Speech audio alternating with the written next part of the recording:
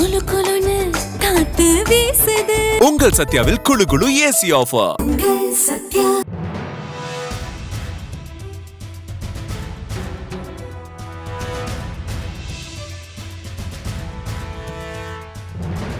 Cognizant நிறுவனம் உலகளவில் சுமார் 15,000 ஊழியர்களை பணி நீக்கம் செய்யவுள்ளதாக தகவல் வெளியாகியுள்ளது. குறிப்பாக பெரும்பாலான பணி நீக்கங்கள் இந்தியாவில் நிகழவுள்ளதாக வெளியான தகவல் ஐடி ஊழியர்களை கவலையடைய செய்துள்ளது. இதுகுறித்து தற்போது பார்க்கலாம். உலகம் முழுவதிலும் பல நாடுகளில் காக்னிசன்ட் நிறுவன கிளைகள் இயங்கி வருகின்றன. இந்த நிறுவனம் 12,000 முதல் 15,000 ஊழியர்களை வெளியேற்ற திட்டமிட்டிருப்பதாக தகவல் வெளியாகியிருக்கிறது. இந்த பணி நீக்க திட்டம் எல்லா நாடுகளிலும் உள்ள கிளைகளுக்கும் பொருந்தும் என்றாலும் இந்தியாதான் இதில் கடுமையாக பாதிக்கப்பட இருக்கிறது. இந்தியாவில்தான் கணிசமான எண்ணிக்கையில் ஊழியர்கள் பணியாற்றுவதாக சொல்லப்படுகிறது. கடந்த ஏப்ரல் 29ஆம் தேதி நாஸ்டாக் எனப்படும் ஐடி நிறுவனங்களின் கூட்டமைப்பு இந்த தகவலை மெல்ல கசியவிட்டிருக்கிறது. ஆனால் அப்படி ஒரு வெளியேற்றத்திற்கான முன்னேற்பாடாக ஊழியர்களுக்கான இழப்பீட்டுத் தொகை வழங்குவதற்காக காக்னிசன்ட் நிறுவனம் $320 மில்லியன் தனியே ஒதுக்கீடு செய்து வைத்துள்ளதாக காக்னிசன்ட் நிறுவன தலைமை அலுவலர் தெரிவித்திருக்கிறார். மேலும் இந்த நடவடிக்கைக்கு ப்ராஜெக்ட் லீப் என்று பெயர் சூட்டப்பட்டுள்ளது.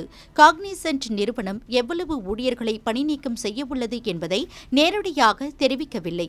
ஆனாலும் ஒதுக்கியுள்ள இழப்பீட்டுத் தொகையின் அடிப்படையில் ஒரு கணக்கீடு செய்து இந்தியாவில் 12,000 முதல் 15,000 பேர் வரை வெளியேற்றப்படலாம் என்று ஐடி துறை சேர்ந்த வல்லுநர்கள் கூறுகின்றனர். அந்த நிறுவனத்தில் உலகின் பல நாடுகளிலும் சேர்த்து மொத்தம் 3,57,000 ஊழியர்கள் உள்ளனர். அதில் 2,50,000 பேர் இந்தியாவில் பணியாற்றுகின்றனர். இந்நிறுவனத்தின் பல நிலைகளிலும் உள்ள ஊழியர்கள் பணிநீக்கம் செய்யப்பட உள்ளதாக தகவல் வெளியாகியுள்ளது. எவ்வளவு பேர் பணிநீக்கம் செய்யப்படுவார்கள் என்பது குறித்து தற்போது கூற இயலாது என காக்னிசன்ட் தலைமை செயல் அதிகாரி எஸ். ரவிக்குமார் ஏற்கனவே தெரிவித்திருக்கிறார். மேலிருந்து கீழாக விரிவடைந்து செல்லும் பிரமிடு வடிவில் ஊழியர்களை கட்டமைக்கும் பழைய முறைகளில் இருந்து ஐடி துறை சார்ந்த பல நிறுவனங்களும் தமது ஊழியர் கட்டமைப்பு வடிவத்தை மாற்றி அமைத்து வருகின்றன. அடித்தளத்தில் புதிய ஊழியர்களை பணியில் அமர்த்தி பயிற்சி அளித்து வேலையில் ஈடுபடுத்துவது என்ற பழைய நடைமுறையை பல நிறுவனங்களும் கைவிட்டு வருவதாக அந்நிறுவன மேல் அதிகாரி தெரிவித்துள்ளார்.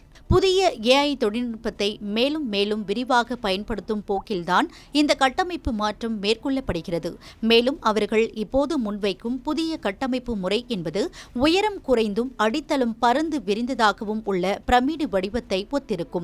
அப்புதிய வடிவத்தில் குறிப்பாக அடித்தளத்தில் மனித ஆற்றலை விடவும் டிஜிட்டல் ஆற்றல் என்பது மிகுதியாக இருக்கும் என்கின்றனர். கட்டமைப்பில் ஏற்படுத்தப்படும் இந்த மறுசீரமைப்பு என்பது உற்பத்தி திறனை பெருக்கவும் மனிதர்கள் செய்கின்ற பணிகளை எளிமைப்படுத்தவும் அவசியமாகிறது. அந்த வகையில் மனித மற்றும் டிஜிட்டல் ஆற்றல் ஆகிய இரண்டும் கூட்டாக இயங்கும் கட்டமைப்பை மாற்றியமைக்க வேண்டியது அவசியம் என்பதால் இந்த நடவடிக்கை கட்டாயமாகிறது என நியாயப்படுத்தப்படுகின்றனர். ஐடி துறையில் அடுத்தடுத்து நிகழும் இத்தகைய நிகழ்வு வேலையில்லா திண்டாட்டம் தலைவிரித்தாடும் என்ற அச்சம் ஊழியர்களுக்கிடையே கவலையை ஏற்படுத்தியிருக்கிறது.